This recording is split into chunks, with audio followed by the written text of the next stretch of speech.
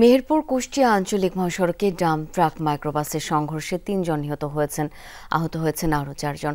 মঙ্গলবার রাত 11:30টার দিকে শুকুরকান্দি এলাকায় এই দুর্ঘটনা হয়। স্থানীয়রা জানায়, গাংনী উপজেলা স্বাস্থ্য কমপ্লেক্স থেকে কুষ্টিয়া মেডিকেলে নিয়ে যাওয়া হচ্ছিল ডায়রিয়া আক্রান্ত ফজিলা খাতুনকে। পথে রোগীবাহী মাইক্রোবাসের সাথে ডাম্প ট্রাকের সংঘর্ষ হয়। গুরুতর আহত হন মাইক্রোবাসে থাকা ৮ জন। পরে স্থানীয়রা তাদের উদ্ধার করে কুষ্টিয়া মেডিকেলে নিয়ে যায়। সেখানে চিকিৎসাধীন অবস্থায় মারা যান আক্তার বানু। তার ভাতিজা শাহিন ও মাইক্রোবাস চালক জামালের অবস্থা অবনতি হলে তাদের রাজশাহী পাঠায় চিকিৎসক। হাসপাতালে নেয়ার পথেই দুজনের মৃত্যু হয়। এদিকে দুর্ঘটনাস্থল থেকে ডাম্প ট্রাক ও মাইক্রোবাস জব্দ করেছে পুলিশ।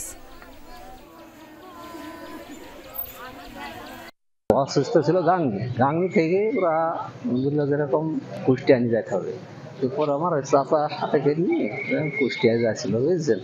যাওয়ার পথে শুকুরগঞ্জে অ্যাক্সিডেন্ট হয়ে ড্রাম ট্রাক ওই ট্রাককে ডাইরেক্ট গাড়ি মেরেছে, হয়তো বের হইতে গেছিল, দিয়ে অ্যাক্সিডেন্ট হয়েছে। রাজশাহী নিয়ে যেতে যেতেই কুষ্টিয়া পার হয়ে ভেড়া মারার আগেই মারা গেছে।